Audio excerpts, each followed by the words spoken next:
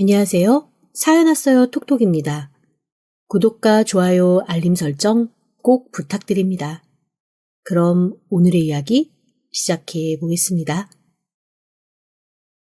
저는 몹시 부유한 한 친정에서 자랐습니다.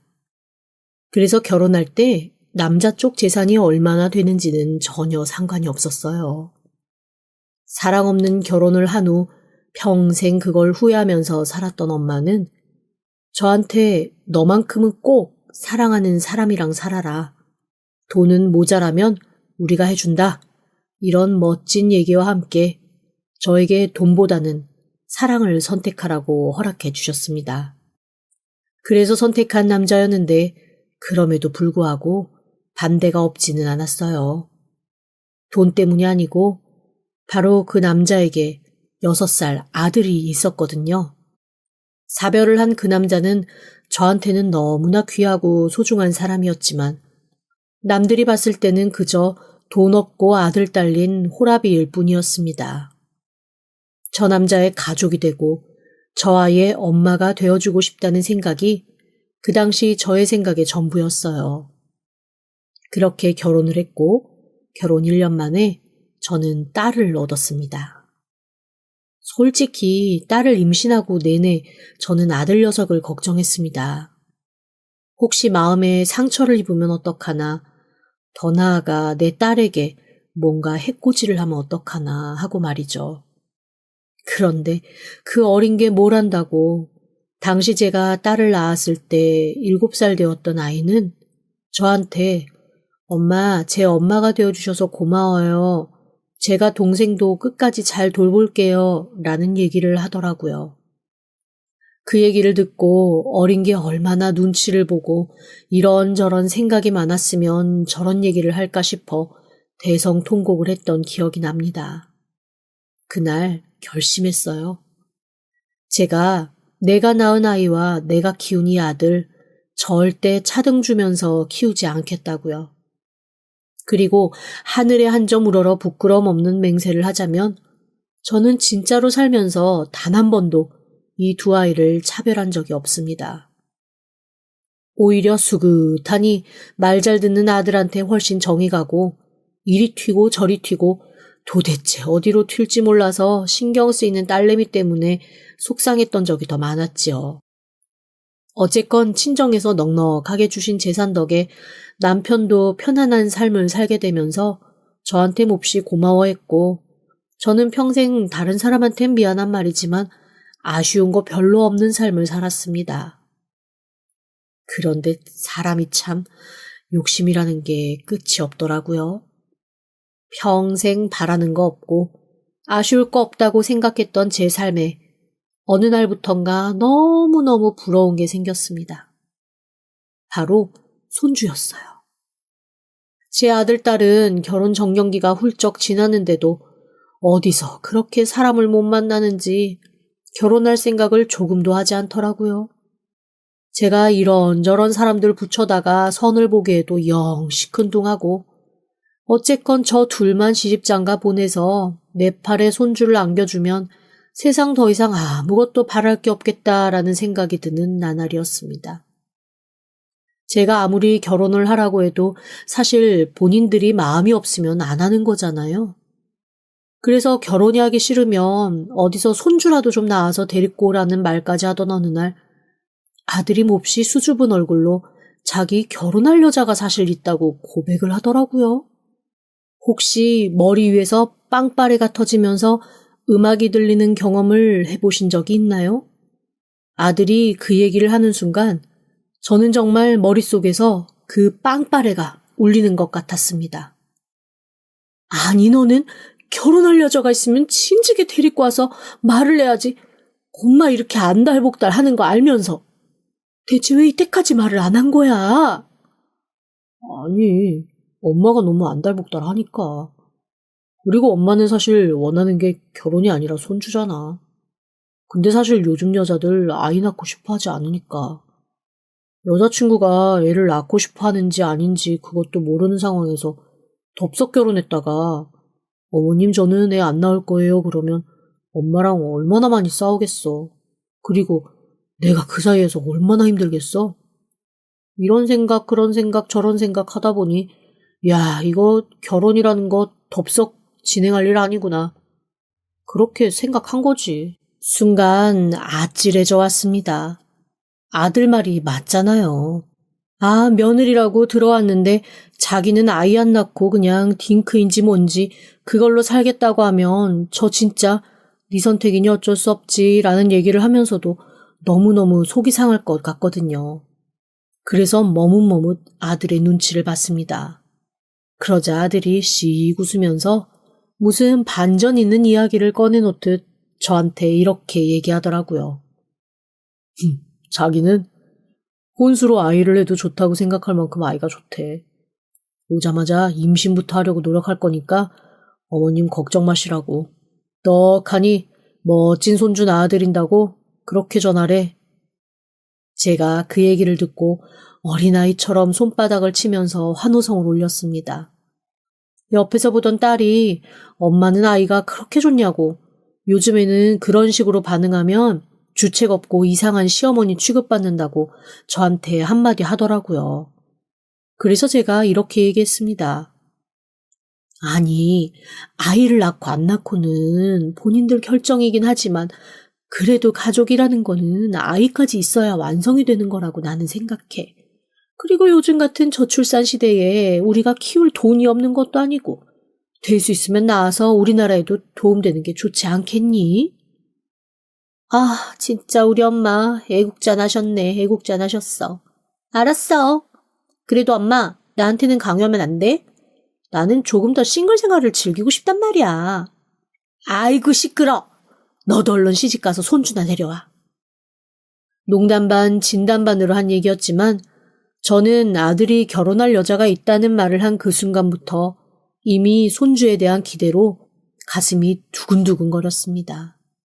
백화점을 가도 그전에는 예쁜 옷, 멋진 보석, 좋은 화장품 이런 게 눈에 들어왔는데 아들이 그 얘기를 한 이후부터는 아기들 용품에서 눈을 떼지 못하겠더라니까요. 이것도 참 병이다 싶으면서도 아니 좋은 걸 어쩌겠어요. 아들이 데리고 온 여자는 솔직히 말하면 마음에 썩 들지는 않았습니다. 일단 눈꼬리 끝이 아주 날렵하게 빠지고 눈빛이 뭔가 꿍꿍이가 있는 것처럼 얕더라고요. 제가 부잣집 친정에서 자라서 그런지 어렸을 때부터 집에 드나들었던 관상가 선생님, 사주하시는 분 이런 분들을 통해서 들은 얘기가 너무 많아 반은 그런 전문가들 비슷하게 흉내낼 정도는 되거든요. 그리고 참 인상 이기는 얘기 없다라는 그 진리를 살면서 너무 많이 깨달아서 첫인상이 그렇게 좋지는 않아 그거 하나가 마음에 조금 걸렸습니다. 그런데 제 걱정과는 달리 며느라이는 정말 싹싹하고 그 첫인상 외에는 제 마음에 너무나 쏙 드는 아이였습니다. 처음부터 제게 어머님, 어머님 하면서 착착 앵겨드는 것도 너무 사랑스러웠고 일단 제 아들을 많이 사랑하더라고요. 제 아들한테 잘해주려고 하는 게 눈에 보여서 그래, 사람 첫인상이라는 거 바뀔 수도 있는 거지. 내가 늙은이라 괜한 오바를 했나 보다 라는 생각을 하며 그 아이를 정말 제 며느리로 받아들이게 되었습니다. 그렇게 결혼한 아이들은 자기네들끼리의 금슬은 참 좋았어요. 그런데 제가 오매불망 기다리는 손주 소식은 영 들려오지 않더라고요. 그렇다고 해서 계속 물어볼 수도 없는 노릇이잖아요. 아이는 어떻게 됐니? 혹시 아이 소식 없니? 그렇게 물어보는 건 정말 애들한테 스트레스 주는 일이니까요. 결혼하고 1년 정도 지났을 때까지는 그래서 아무 말도 하지 않고 저 아이들도 신혼을 즐겨야 하니까라는 생각으로 꾹꾹 눌러 참았습니다. 하지만 1년 반이 지난 다음부터는 어쩐지 며느라이도 좀 불안해하는 것 같고 저도 대체 왜 아이 소식이 없을까 전전긍긍하게 돼서 진짜 한 번도 물어보지 않다가 처음으로 한 번 물어봤어요. 그런데 너희는 아이 소식은 없는 거니? 그러자 며느리가 살짝 난감한 얼굴로 이렇게 얘기하더라고요. 안 그래도 저희 많이 노력하는데 영 소식이 없어서 조만간 병원 한번 가볼까 싶어요. 순간 가슴이 철렁했습니다. 요즘에 난임 부부들이 많다더니 혹시 내 아들 며느리도 그런 건가? 그렇다면 대체 뭘 해줘야 되나? 좋은 약을 먹여야 되나? 병원을 다녀야 되나? 하긴 요즘에는 시험관이며 인공수정이며 정말 기술 도움 받을 수 있는 건 많으니까 그런 거 하겠다고 하면 정말 적극적으로 도와줘야겠다 이런 생각들을 했습니다. 그렇게 아이들이 병원을 다녀온다는 날을 손꼽아 기다렸죠. 결과가 나왔다며 며느리가 저에게 연락을 해왔습니다. 혹시나 안 좋은 결과일까봐 제가 잔뜩 긴장하며 전화를 받았더니 며느리가 해맑은 소리로 이렇게 얘기하더라고요. 어머님, 저희 둘 다 아무런 이상 없고 그냥 젊은 사람들이니까 조금 기다려보래요. 아이고 세상에 하늘의 천사가 전해준 소식이 이것보다 기쁠까요? 정말 고맙고 행복하더라고요. 제가 그 전화를 받고 며느리한테 눈물을 뚝뚝 흘리며 고맙다고 고맙다고 그렇게 얘기할 정도였으니까요. 그런데 정말로 걱정하던 게 한순간에 사라지는 것처럼 며느리가 병원을 다녀와서 몇 달 지나지 않아 저한테 정말 천사의 소식을 알려왔습니다. 임신이라는 거예요.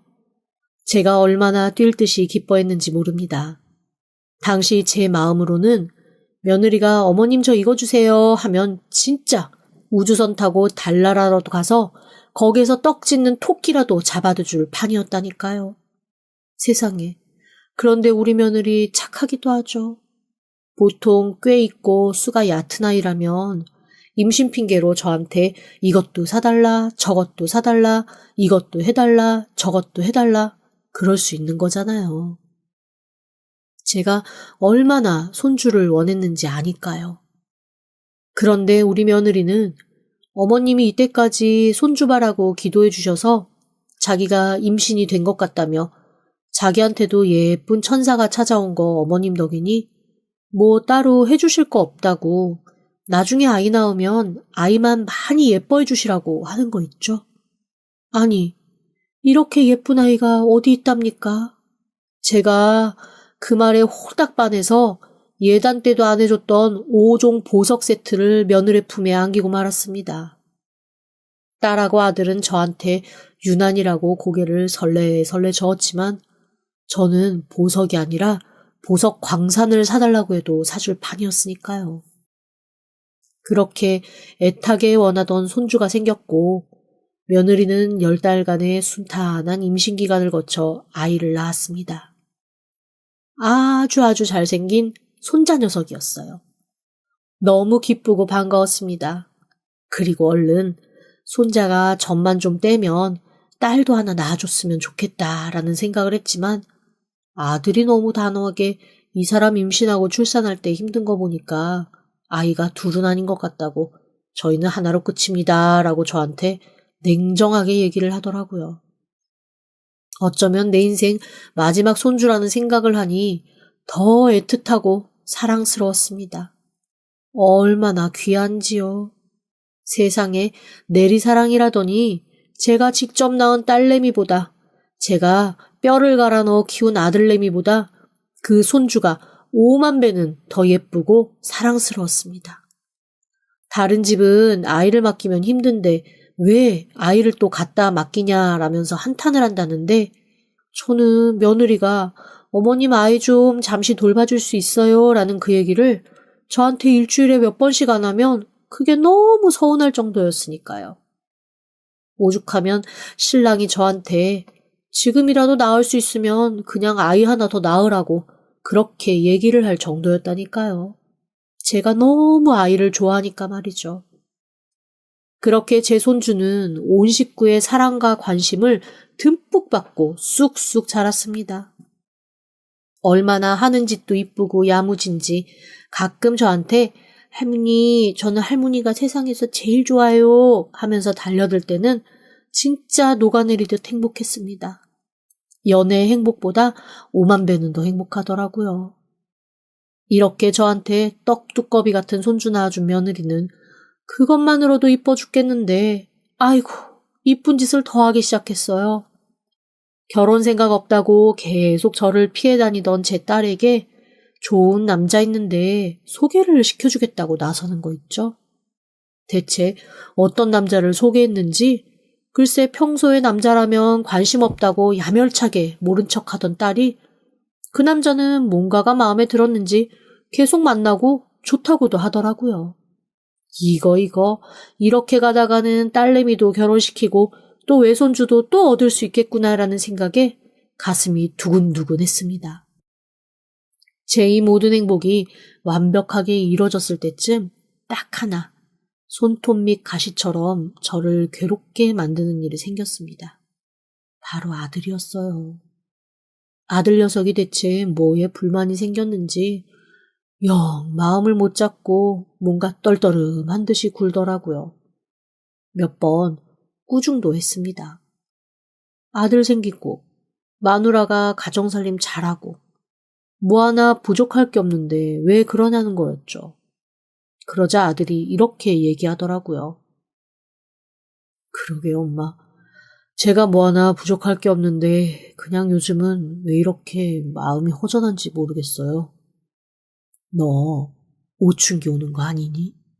남자들이 일하다가 힘들면 가끔 번아웃처럼 와서 그렇게 방황하고 힘들 수는 있다고 하더라.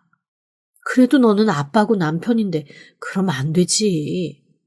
그러지 말고 회사를 좀 쉬고 집에서 시간을 좀 보내는 게 어때? 그럴까요? 안 그래도 애미가 요즘에 일하고 싶어서 계속 구직하고 그런다며. 에휴, 나는 그냥 집에서 살림 비용 내가 다 줄 테니까 아이나 잘 키웠으면 좋겠는데. 그래도 자기가 아이한테 커리어 우먼으로 서고 싶다는데 그것도 내가 막으면 안 될 것 같고 그래서 참고 있었거든. 그러면 엄마는 제가 집에서 애 보고 애엄마가 나가서 일하고 그래도 된다는 말씀이세요? 요즘에 세상이 그런데 뭐 하고 싶은 사람이 하는 거지. 어쨌건 지금 걔는 밖에 나가고 싶어서 일하고 싶어서 그러는 거잖아. 그러니까 네가 당분간은 그럼 집에서 아이를 봐. 어쩐지 번아웃이 온 듯한 아들에게 저는 며느리 대신 집에서 셔터맨으로 차라리 일을 하는 게 어떻겠냐고 제가 살림할 비용을 당분간 대겠다고 제안을 했습니다. 내신 며느리가 그래도 남편이 밖에 나가서 일을 해야죠 라고 대답해 주기를 저는 바랬거든요. 그런데 아주 반색을 하면서 반기더라고요. 자기 정말 일이 다시 하고 싶었다나요? 그래서 제가 며느리한테 힘들게 회사 같은 데 들어가서 남 밑에서 이런저런 얘기 들으면서 일하지 말고 차라리 네가 뭔가를 하고 싶으면 가게를 하나 차려줄 테니 그 가게를 하라고 얘기를 했습니다. 그러자 며느리가 고개를 저으면서 글쎄 이렇게 얘기를 하는 거예요. 저는 아이가 제 가게에 들락거리고 그러는 거 싫어요, 언니. 일과 가정은 좀 분리하고 싶어요. 그래야 아이한테 집중할 때는 아이만 보고 일에 집중할 때는 일만 할 수 있잖아요. 듣고 보니 또 그랬습니다. 며느리는 큰 돈 벌고자 하는 거 아니고 야망이 있는 것도 아니라며 그냥 아이에게 열심히 사는 엄마 모습을 보여주고 싶은 거라고 하더라고요. 자기 회사 가 있는 동안 아이 잘 부탁한다는 말과 함께 며느리는 그 어렵다는 취업을 한 번에 해서 출퇴근을 시작했습니다. 처음에는 일하는 며느리가 좀 마뜩찮았는데 이게 점점 저도 좋아지더라고요. 손주가 저한테 와 있는 날이 많아졌거든요. 아무리 아빠인 제 아들이 아이한테 신경을 쓴다고는 하지만 얼마나 애한테 손이 가는 게 많아요.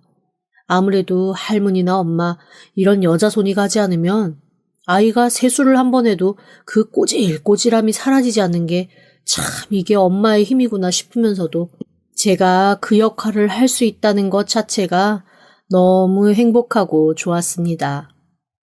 어쨌건 밖으로 일을 하러 나가게 된 며느리 대신 아들과 제가 손주를 열심히 키우던 어느 날입니다.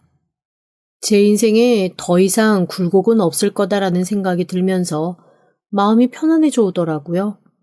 딸도 얼마 전에 시집가서 행복하게 잘 살고 있었고 저는 손주와 함께 이렇게 노년의 시간을 행복하게 보내고 있으니 제가 뭘 더 바라겠어요. 그저 모두가 건강하기만 하면 좋겠다라고 생각했던 어느 날 아들한테 급한 목소리로 전화가 걸려왔습니다. 엄마, 큰일 났어요. 큰일 났어. 갑자기 가슴이 철렁했습니다. 무슨 일인데? 무슨 큰일인데? 지금 애랑 놀이터 놀러 왔는데 애가 정글짐에서 떨어져서 엄청 크게 다쳤어요. 어떡하지? 내가 진짜 눈앞에서 똑바로 보고 있었는데 너무 한순간이었어. 갑자기 정신이 아득해져 왔습니다. 금쪽 같은 내 손주가 떨어져서 크게 다쳤다는 얘기를 듣는데 손발이 덜덜 떨리면서 아무것도 눈에 보이지 않더라고요. 허둥지둥 아이가 있다는 병원으로 달려갔습니다. 세상에, 저는 그 어린 몸에서 그렇게 많은 피가 나올 줄은 몰랐어요. 아이가 파리하게 질려 피를 쏟고 누워있는데 제 손발이 다 덜덜 떨리더라고요. 응급실에서는 급하게 아이의 수술을 준비해야 된다고 하며 아들에게 수술 동의서를 받기 시작했습니다. 놀라서 온 식구가 다 병원으로 뛰어왔죠. 일하던 사위, 딸, 며느리까지 일제히 달려와 눈물바람이 시작됐습니다. 그런데 수술 준비를 하던 의사가 급하게 뛰어오더니 당황한 얼굴로 아이 혈액형에 맞는 피가 없다고 하는 거예요. 제가 그래서 그게 무슨 소리냐, 아이는 A병이고 우리 집 식구들 중에 A병 많으니까 어서 뽑으라고 했습니다. 그랬더니 의사가 당황한 얼굴로 저희한테 이러는 거예요. 손주분이 RH-Y형이었는데 모르셨어요? RH-A병은 전국에서 0.5%도 안 되는 희귀 혈액입니다. 일반 병원에서는 흔하게 보유하고 있지 않아요. 제가 너무 당황해서 멍하게 서서 혼자 RH- 라고 중얼거린 그때였습니다. 한쪽 구석에서 안절부절 못하며 서 있던 사위가 벌떡 앞으로 나서서 자기가 RH-A병이니까 어서 빨리 자기 피를 뽑아서 아이에게 수혈하라고 버럭 소리를 치더라고요. 그 당시에는 다행이라는 생각이 들었습니다. 그런데 그 다음에 사위가 정신을 놓고 한 한마디 말에 제 정신은 더 혼미해졌습니다. 내 아이 살 수 있는 거죠? 내 아이 사는 거죠? 라며 뛰어들어가더라고요. 대체 이게 무슨 소리인가 싶었습니다. 다른 가족들은 너무 정신없는 와중이라 사위가 무슨 말을 하는지도 못 들은 것 같았습니다. 일단 손주를 살리는 게 우선이니 허둥지둥 피를 뽑으러 달려들어가는 사위를 들여보내고 저는 가만히 병원 의자에 앉아서 생각을 정리하기 시작했습니다. 분명 사위의 입에서는 내 아이라는 말이 나왔거든요. 이게 대체 무슨 얘기인가 싶어 생각을 정리하고 또 정리하고 또 정리했습니다. 그리고 피를 뽑고 안정을 취하고 있는 사위에게 가서 고맙다고 토닥이며 머리카락 몇 가닥을 훑어서 나왔습니다. 머리 쓰다듬으면서 슬쩍 몇 개 뽑는 거야 뭐 일도 아니니까요. 그리고 오랜 시간 고민하다가 사위와 손주의 유전자 검사를 의뢰했습니다. 그리고 몇 주 뒤 그 검사지를 받아보고 저는 그 자리에 주저앉고 말았습니다. 사위가 얘기한 내 아이라는 말이 틀린 말이 아니더라고요. 정말로 사위의 아이가 맞았습니다. 그런데 제 며느리가 직접 낳은 건 정확하거든요. 가족분만 시려서 제가 바로 앞에 있었고 아이 낳자마자 제 아들이 안아보고 바로 제가 안았으니 아이가 바뀔 일은 없었습니다. 저는 사람을 사서 며느리의 뒷조사를 시켰습니다. 그 결과 정말 어이없는 사실을 알게 됐어요. 며느리와 사위가 아주 오랜 내연 관계더라고요. 그리고 며느리가 일을 하겠다고 나가서 시간을 보내다 오는 곳은 제 사위와 함께 차린 살림집이었습니다. 그 살림집은 또 어떤 집인 줄 아세요?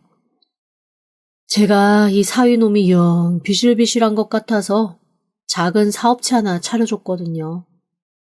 그 사업체에서 마련한 직원 숙소였습니다.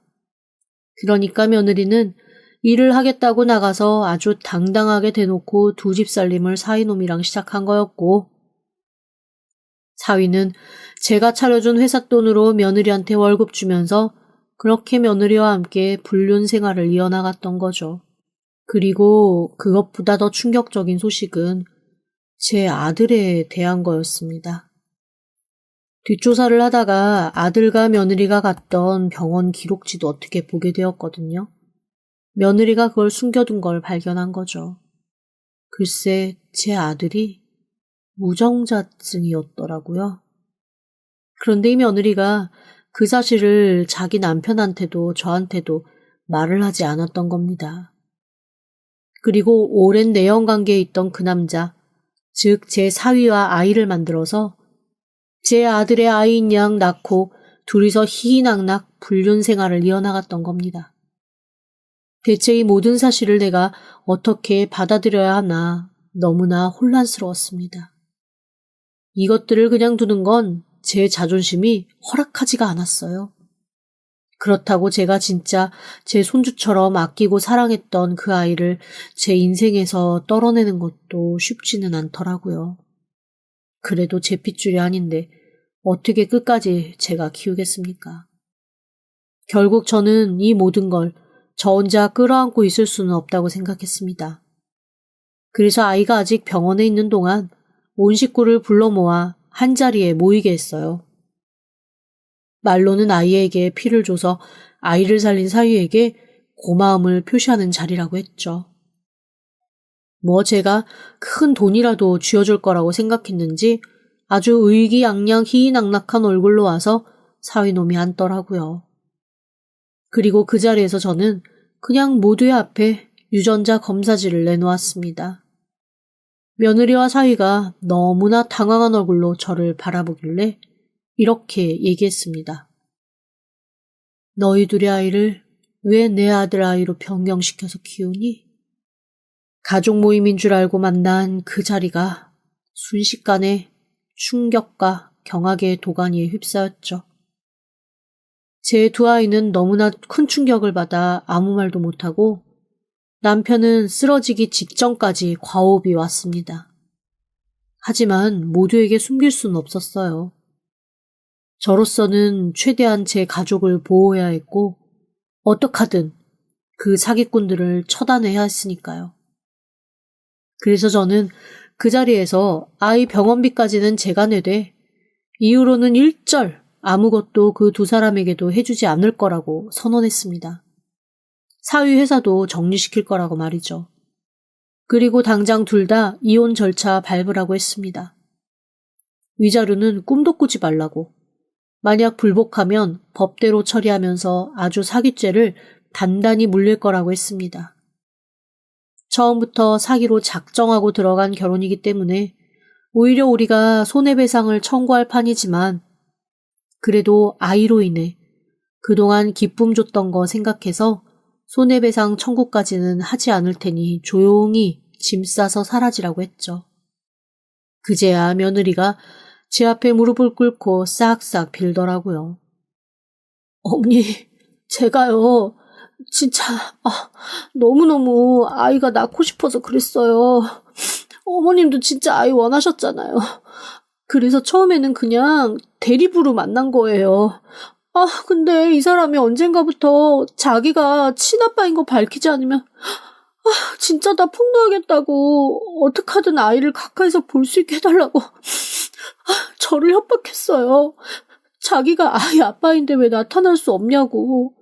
그래서 아이를 좀 편하게 보게 해주려고 하다 보니까 그냥 저희 집 식구로 드리는 게 나을 것 같아서 아가씨한테 소개를 해줬던 거예요. 그게 어머니, 제가 진짜로 뭔가 속이려고 한 게 아니라 진짜 아이를 갖고 싶어서 아이 때문에 그랬어요. 너 지금 이 상황에서도 거짓말이니? 아이 때문에? 그래. 내가 5만 번 양보하고 또 양보해서 아이 때문에 쟤를 우리 식구로 들인 것까지, 거기까지는 내가 모든 영혼을 끌어모아 이해한다고 치자. 그런데 너 협박 때문이 아니잖아. 이 사람이랑 바람 폈잖아. 내가 그 정도도 안 알아본 줄 아니? 너 회사 일한다고 나가서 얘랑 바람 폈잖아. 얘랑 살림 차렸잖아. 그 소리에 제 딸이 벌떡 일어나 자기 남편, 즉 바람핀 사위놈의 멱살을 잡고 흔들더라고요. 저 닮아서 치면 울리는 성질이거든요. 너 그래가지고 요즘에 출장이 그렇게 잦았구나? 아주 툭하면 출장 가야 된다고 짐 싸고 출장 가느라 힘들다 그러고 출장 다니느라 힘들어서 나랑 아이 만드는 것도 미루고 계속 그러더니 어쩐지 출장 간다는 놈이 병원에 미친 듯이 뛰어왔을 때부터 내가 알아봤다. 나는 또 조카 사랑이 너무 지극해서 눈물 날 뻔? 니놈 자식이 조카가 아니라 네 자식이어서 그랬구나. 알고 보니 바람을 피우기 위해서 사위놈은 출장 핑계를 엄청 댔던 모양이더라고요. 하긴 딸이 저한테 그런 것까지 일일이 위주할 고주할 말하지 않으니 저는 그것까지는 사실 몰랐죠. 아마 출장 다녀야 된다면서 집을 많이 비웠던 모양입니다. 하긴 출장은 출장이죠. 내연녀 스위트홈으로의 출장도 출장이니까요. 어쨌건 저는 가족 앞에 그렇게 폭탄을 떨구었고 저희 가족은 그 두 불륜 남녀만을 두고 터덜터덜 집으로 돌아왔습니다. 저는 아이들 앞에 무릎을 꿇었어요. 그리고 이렇게 얘기했죠. 미안하다. 엄마가 손주한테 눈이 멀어서 정작 내 자식들 인생을 망쳐버린 것 같다.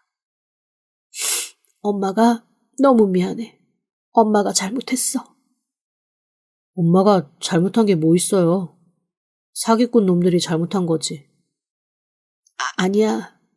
내가 이 상황을 알고 상처받을 너희들 생각에 그냥 묻고 갈까도 생각을 했었어. 그런데 나중에 알게 되면 이건 더 기막힌 일이잖니.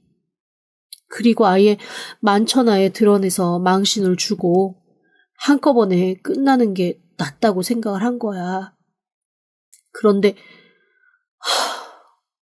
아까 너희 표정을 보니 이거 내가 잘못 생각했나 싶기도 하고 정말 엄마가 너희한테 너무 큰 죄를 졌다.